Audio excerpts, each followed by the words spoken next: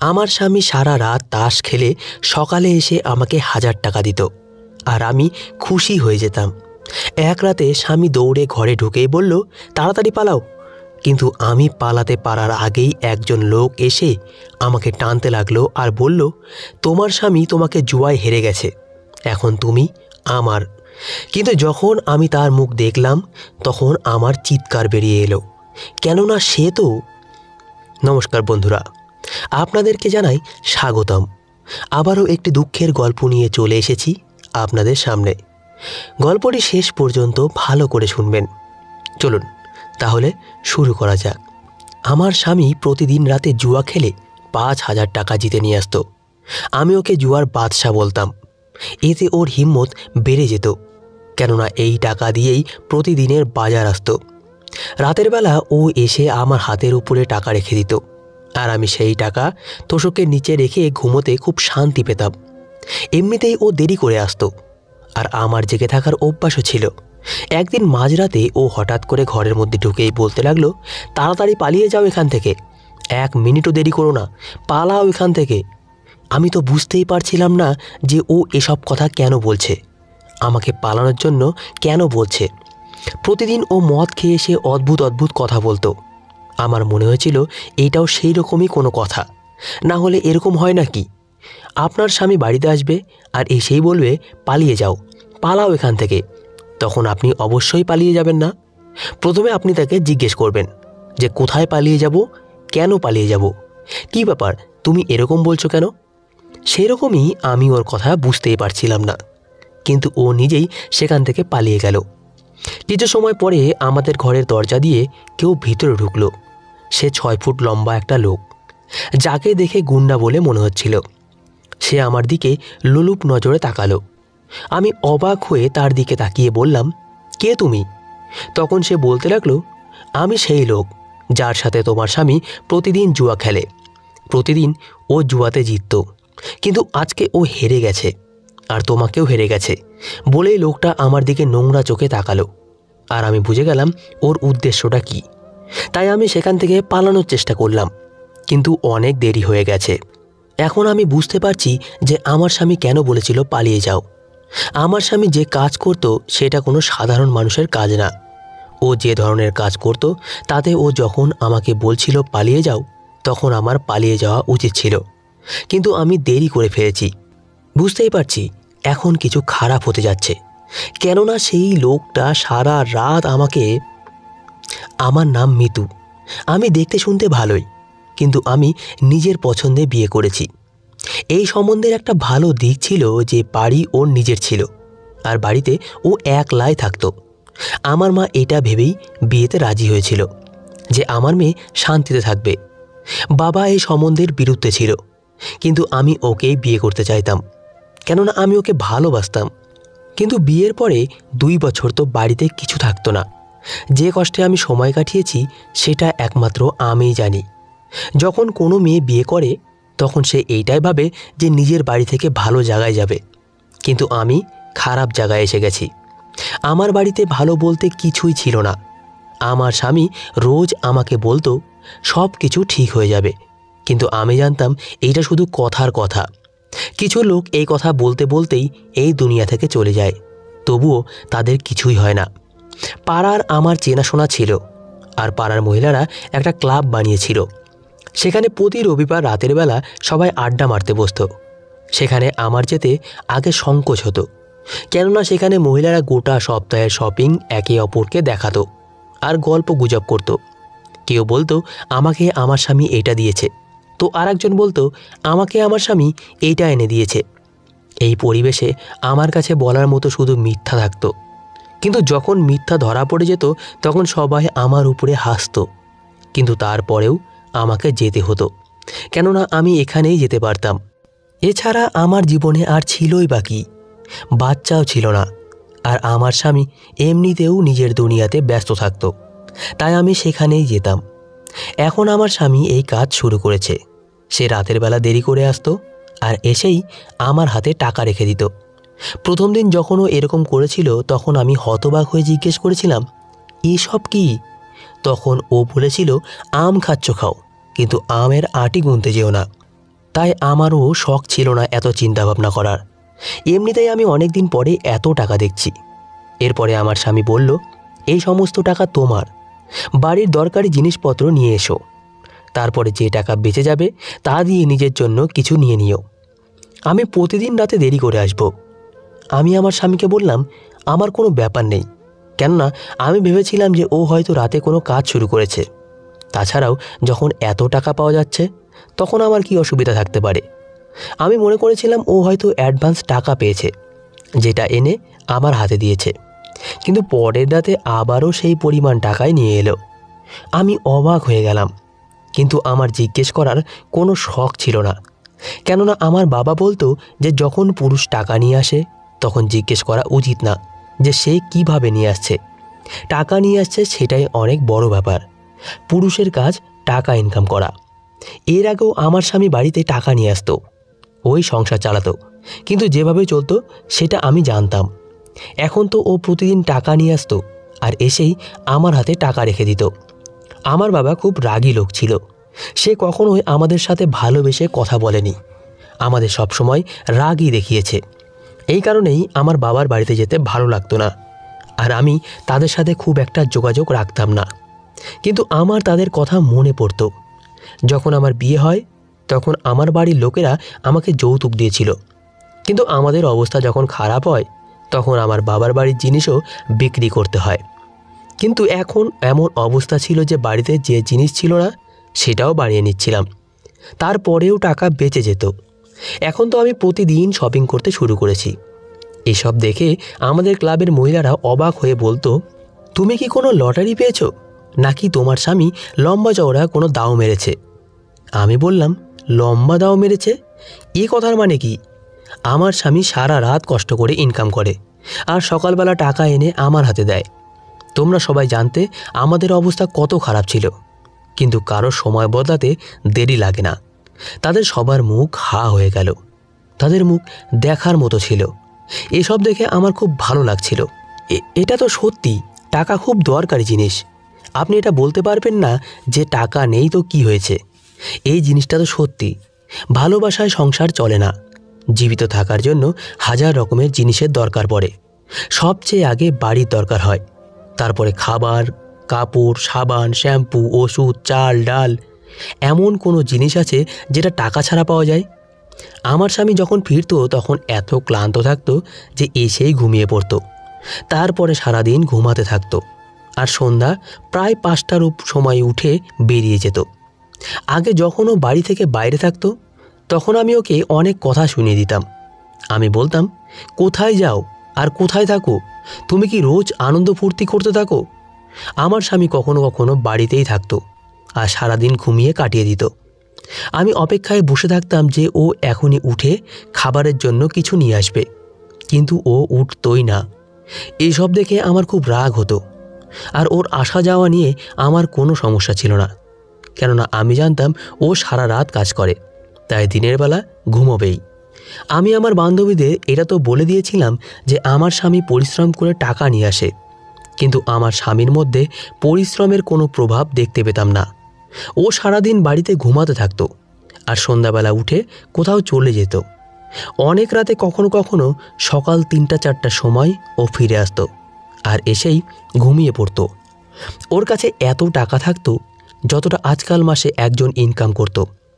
একদিন আমি জিজ্ঞেস করলাম, কি এমন কাজ করো? তখন ও বলতে লাগলো, যদি বারবার জিজ্ঞাসা করো তাহলে আমি খরচা দেওয়া বন্ধ করে দেব। আমি বললাম, ঠিক আছে, আমি আর কখনো তোমাকে জিজ্ঞেস করব না। আমি গরিবই আর অভাব দেখেছি। ছোট ছোট জিনিসের জন্য আমি ছটফট করতাম। এখন আমি আবারও সেই সব কিছু অনুভব করতে চাইতাম না। এই কারণেই স্বামীকে তার অবস্থায় ছেড়ে দিলাম।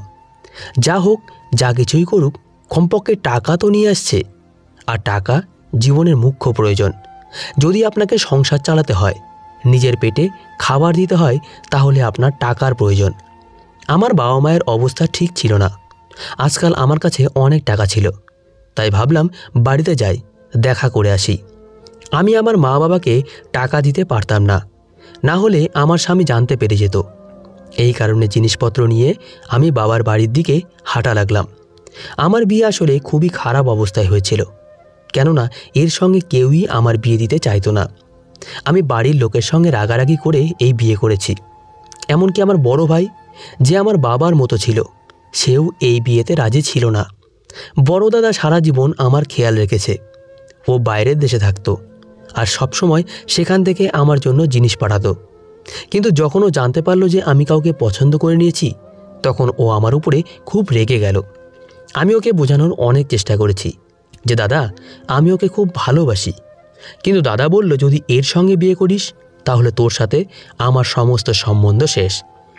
আমি ওকে বোঝানোর অনেক চেষ্টা করেছি, অনেক কান্না করেছি, কিন্তু ও বুঝতেই চায়নি। যাই হোক, তারপরে হৃদয়ের টানে বাধ্য হয়ে আমি বিয়ে করে নিলাম। আমার বিয়েও যেমন তেমনভাবে হয়েছিল। শুধু বাড়ির লোকেরা থেকেই আমার বিয়ে দিয়ে দিল। বাবা শুধু নিজের দায়িত্ব পালন করেছিল আর বলেছিল, আজ থেকে বাঁচা মরা তোর ব্যাপার। আমার দাদা কেন এরকম করেছিল? নাকি ও নিজের জায়গায় ঠিক ছিল? ওই পুরো সংসার চালাতো, সবার জন্য কিছু না কিছু করতে। আমার জন্য ও অনেক কিছু করেছে। বাড়ির লোকেরা আমাকে পড়াতে চাইতো না, কেননা পড়াশোনায় অনেক খরচ হতো। কিন্তু দাদা আমার ফিসের টাকা পাঠাতো। তারপরেও আমি যা করেছি তাতে আজ অবধি ও আমাকে ক্ষমা করেনি। আমার হৃদয় এই দুঃখ ছিল যে ও আমার উপরে রেগে আছে, আর এমন রেগে আছে যেন ওর জন্য আমি এই দুনিয়াতেই নেই। না ও আমার সাথে কথা বলেছে, আর না আমার স্বামীর সাথে, না কখনো আমার বাড়িতে আসবে, আর না কখনো আমার সঙ্গে কথা বলবে। আমি আমার বাবাকে অনেকবার বলেছিলাম যে তাকে বলে, কিন্তু সেই সন্তান কি আর মা বাবার কথা শোনে, যে নিজের ইনকাম করে সংসার চালায়? মা আমাকে বলেও ছিল, ওর তোর নামেও ঘৃণা হয়ে গেছে। আমি নিজের পছন্দে বিয়ে করে ভালো কাজ করিনি। বিয়ের শুরুর দিকেই আমার এই জিনিসটার অনুভব হয়ে গিয়েছিল, কেননা আমার স্বামী আমাকে খুব খারাপ অবস্থায় রেখেছিল। কিন্তু এখন আমাদের অবস্থা ভালো হয়েছে, আর আমি বাবার বাড়িতে জিনিসপত্র নিয়ে যাচ্ছিলাম। প্রথমে আমার মনে হয়েছিল তারা হয়তো বলবে, তোর আনা জিনিসের আমাদের কোনো প্রয়োজন নেই। কিন্তু আজকাল তোদের অবস্থা এতই খারাপ যে হয়তো কিছুই বলবে না। আর দাদাও এসেছে, তাই আমি বাড়ির দিকে যেতে চাইলাম। কেননা আমি ভেবেছিলাম যদি সামনাসামনি দেখা হয়ে যায় তাহলে হয়তো ওর রাগ ঠান্ডা হয়ে যাবে। কেননা আমার বিয়ের আগে থেকেই ও বাইরের দেশে ছিল, আর আমার বিয়েও অনেক বছর পার হয়ে গেছে। এই আশাতেই আমি বাড়ির দিকে রওনা দিলাম। মা তো জিনিসপত্র পেয়ে খুশি হয়ে গেল, কেননা তাকেই বাড়ির উনুন জ্বালাতে হতো। সবজি, ফল, ডাল, চাল, তেল এত কিছু দেখে মা বলল, এত জিনিস নিয়ে আসার কি দরকার ছিল? তোর নিজেদের অবস্থাও তো ঠিক নেই, তুই কোনো কাজ করছিস নাকি? আমি বললাম, না, আমার স্বামীর কাজ খুব ভালো চলছে।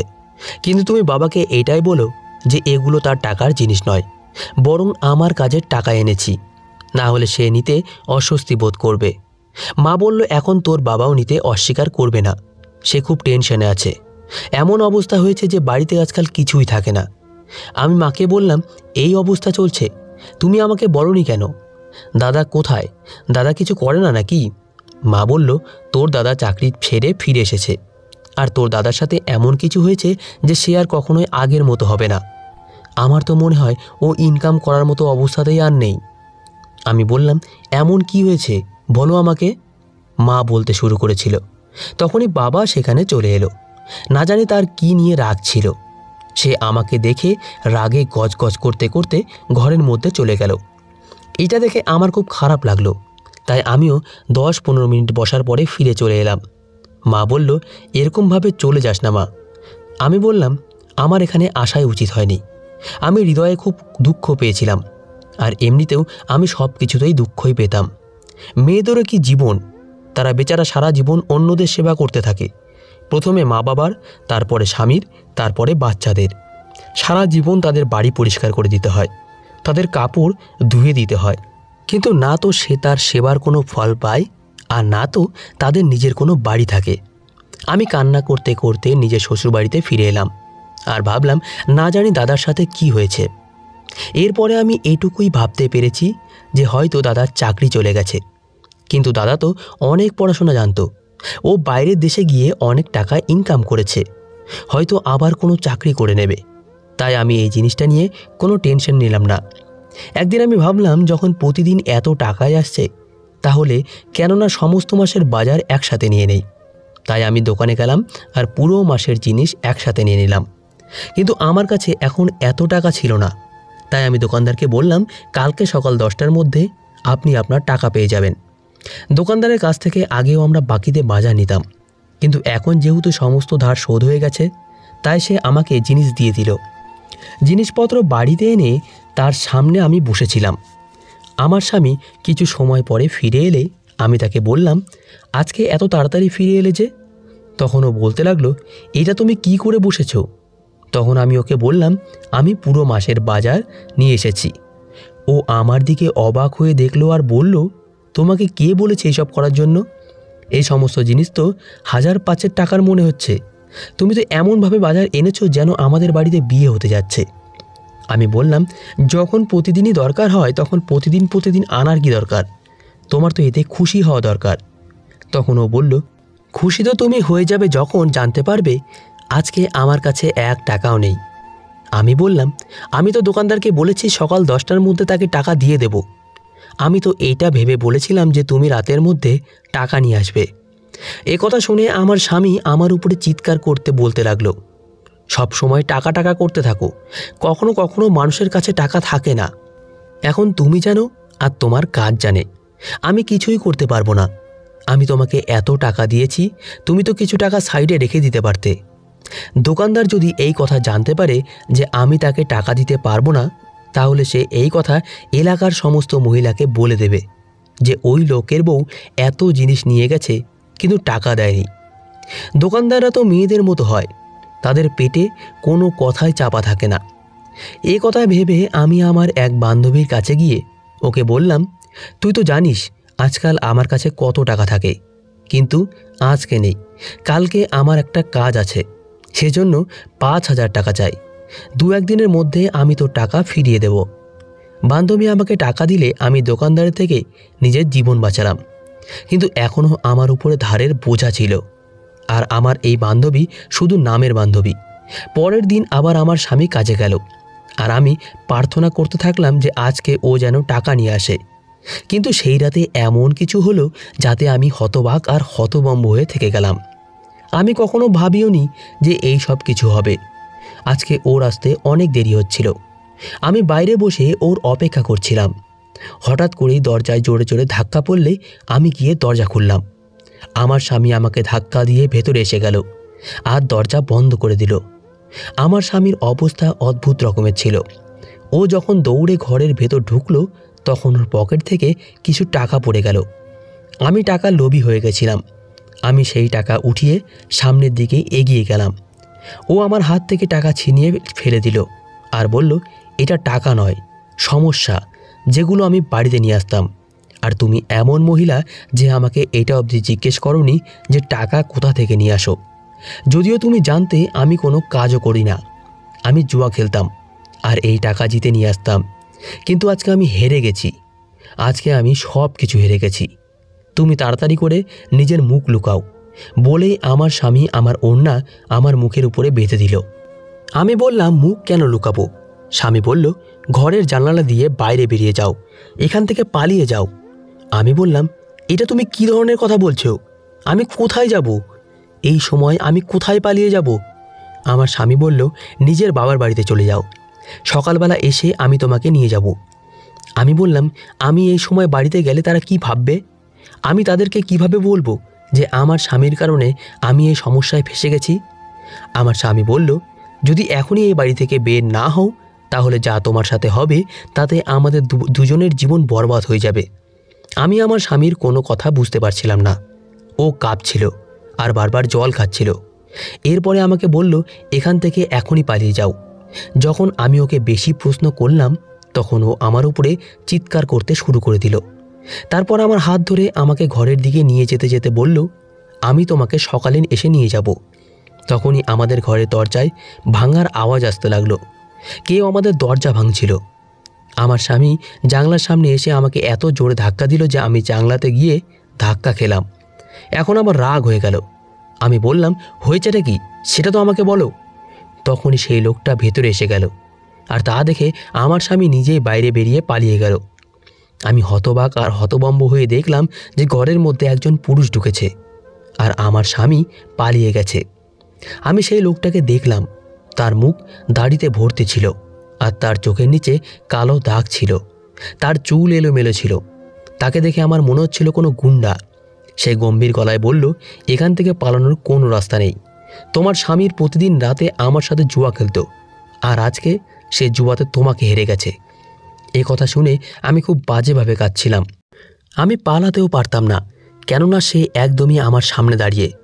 আমি আমার মুখের কাপড় আরও শক্ত করে টাইট করে নিলাম, যাতে সে আমার মুখ না দেখতে পারে। এটা আমার স্বামী আমার সাথে কি করে দিয়েছে? এর মানে হলো সেই টাকা জুয়ার টাকা ছিল, আর আজকে আমার স্বামী আমাকেই জুয়ায় লাগিয়ে দিয়েছে। আমি তার পায়ের কাছে বসে কেঁদে কেঁদে বললাম, আমার সাথে এরকম কিছু করো না, আমাকে যেতে দাও।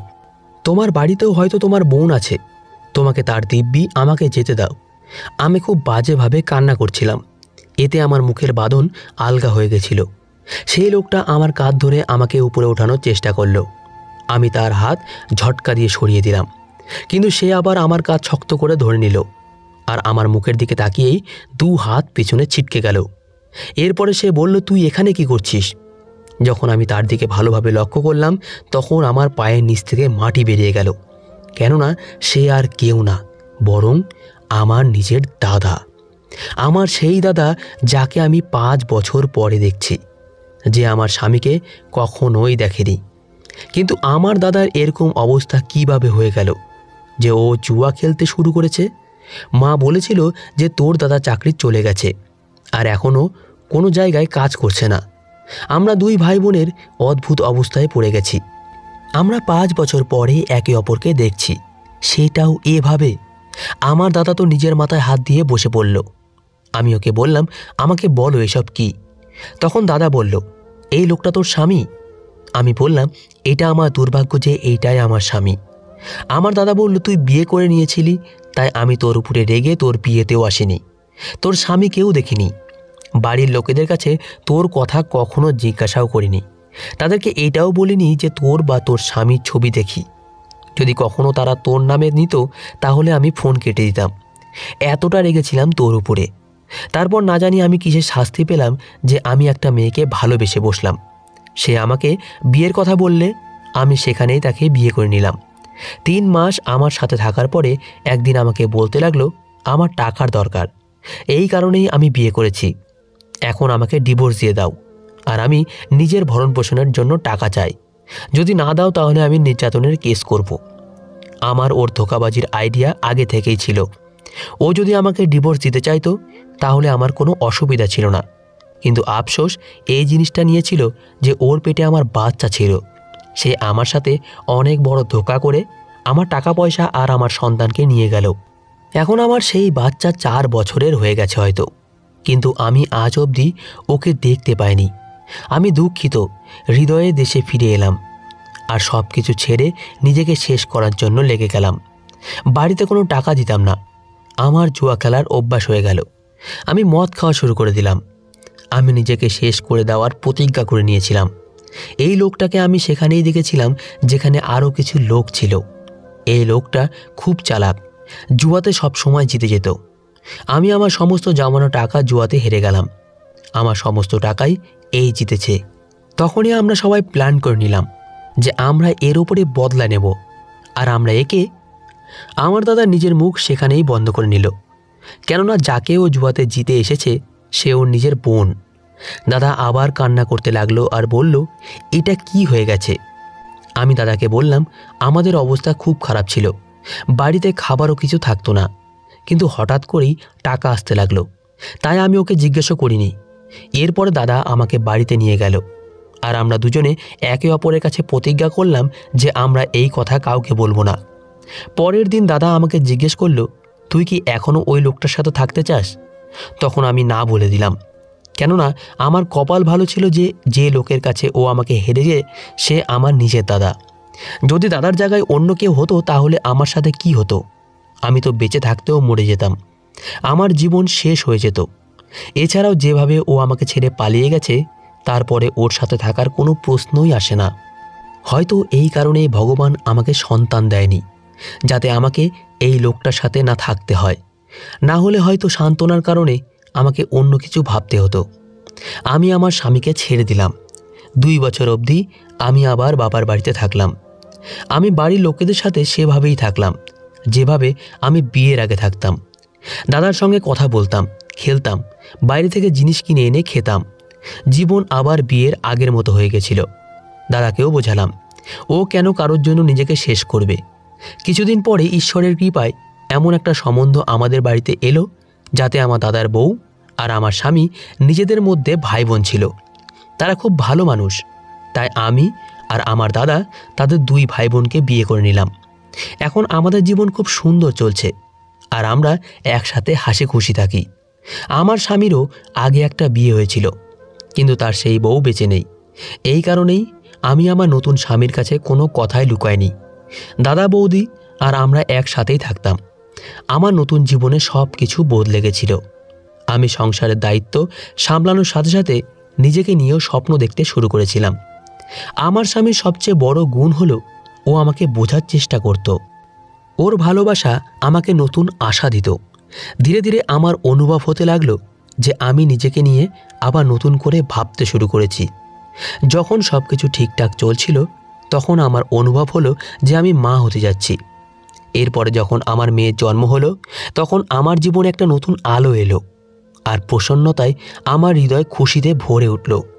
কিন্তু আমি শেষে একটা কথা অবশ্যই বলতে চাইব, যে আপনারা আপনাদের জীবন এমন কোনো মানুষের কাছে ছেড়ে দেবেন না যে আপনার যোগ্য নয়, আর যে আপনাকে একদিন জুয়াতেও হারতে পারে। তো বন্ধুরা, আজকের গল্পটি এই পর্যন্তই। গল্পটি আশা করি আপনাদের খুব ভালো লেগেছে। গল্পটি ভালো লেগে থাকলে অবশ্যই একটি লাইক করবেন, আর চ্যানেলটিকে সাবস্ক্রাইব করে আমাদের পাশে থাকবেন। ধন্যবাদ সবাইকে। ভালো থাকবেন, সুস্থ থাকবেন।